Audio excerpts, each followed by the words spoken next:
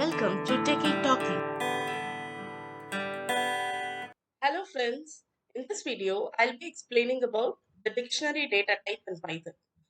In my previous videos, I had explained about the various collection data types like list, set and tuple. Though we store data pertaining to an entity, there will be an ambiguity in some information as to what they relate to. This dictionary data type is one such collection data type which stores the data in a key value pair. Just like our dictionary that gives us the meaning of a particular word, this dictionary data type helps in storing the information with a clear mapping. This data type is ordered, changeable, but it does not allow duplicates. Just like a set data type, dictionary data type is also created by enclosing within curly braces. This is the dictionary object that I'm creating for a student, where I have the keys which are the roll number, name, section, location, date of birth, sports, the sports group, and the test marks of various subjects, and the corresponding values are provided for these keys. Let me execute this code. Now I can see that this dictionary object is created in Python. Now, how do I print all the values of this dictionary object? I can give print of student underscore dictionary. If I execute this, I can get the list of all the key value pairs which I've created as part of this dictionary object. I've created an object using the curly braces. Now, how do I know the type of this particular object? I can give print type of student dict. So if I execute, I can see that it belongs to the class dict, which means it is a dictionary object which is created by Python. There is another way using which I can create the dictionary object. That is by using the dict constructor. This is how I create the dictionary object using the dict constructor. So what are the differences in syntax when I use the dict constructor and the curly braces? The first thing is that the curly braces here along with the key value pair indicates that this is a dictionary object, whereas the dict constructor is enclosed within the round brackets. The other difference is that the key names are enclosed within double quotes, whereas here we can give the name directly. And while using the curly braces, you have to give colon, whereas while using the dict constructor, we have to give a equal to. If I give the same key value or a different value but the same key name, for example, sports underscore group, while creating the dictionary object. So what does Python do here? It will execute this code. But what internally happens is that Python does not allow duplicates. So sports group value initially will be group 1 and later, since there is a duplicate key, it updates the value from the second key. The last or the latest value that we provide will be considered for that particular key, which means Python will overwrite the existing value with a new one. Now, how do I access the dictionary items? Like there are certain methods using which I can access the keys, values, or both the key values using the items method. Now, first, I want to access only the keys in the dictionary object. So for that, I can give for val in the dictionary name, and then I'll give a print statement. So now let's execute this code and see what result we get here. So we are getting only the key names.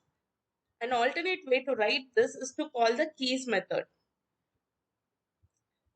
This for loop will print the list of keys that are available in the dictionary object. Now, if I want to print the values, then I can call the values method. So this will print only the values which is present in the dictionary object.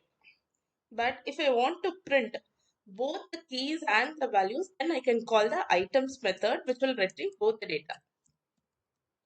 So I'll need to give two variables here, one for key and one for value. And I can print both the values. So here we can see that roll number 123, name, student 1 section 70. So the key and the value gets printed by calling the items method. If I want to access only the value of a specific item, then I can give print the dictionary object name, and in the square brackets I can give the key name so that the respective value name gets printed on the output window.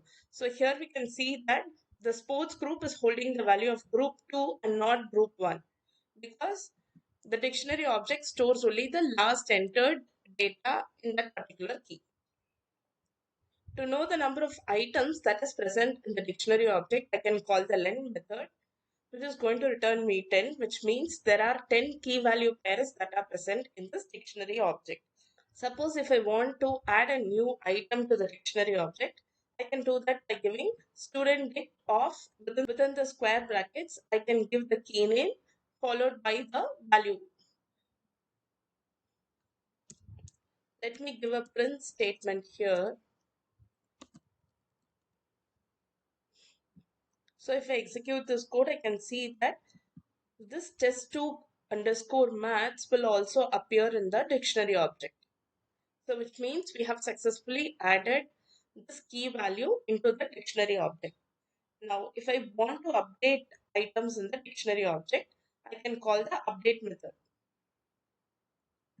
I can give student underscore dict dot update of, within the curly braces, I can give test1 underscore signs and the corresponding value, which is the key value which I want to update. So once I execute the code, I can see that the test1 underscore signs got updated to 91. Earlier it was 90. For example, if I'm using this update method and the key value is not present in the dictionary object, in that case, Python will add this key value pair into the existing dictionary object. In this case, I'm giving a new key with this test2 underscore signs, which is not present in the existing dictionary object.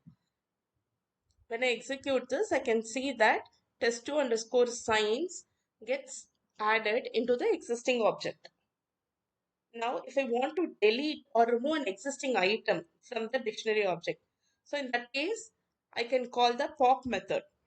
I'll give student dict dot pop of, let's say I want to remove the sports group. I'll have to enclose within double quotes and then I'll give sports group. If I execute this, I can see that the sports group key value pair will not appear in my dictionary object. We can also remove a key value pair by using the del keyword. I can give del student dict of, I'll give test1 underscore signs. So this del keyword is again going to remove the key value pair from the existing object. If I want to clear all the items, all the key value pairs which is present in this dictionary object, I can give student dict dot clear method. As we can see here, the student dict dot clear has removed all the key value pairs from the existing dictionary object. Now, if I want to delete the dictionary object altogether, I can give del the name of the object, and this is going to delete the entire object. Hey guys, hope you now understood how to create a dictionary object in Python and how to access the items from the existing object. Thank you for watching this video. If you have any queries, you can reach out to me at techietalkee@gmail.com. Happy learning and have a great day.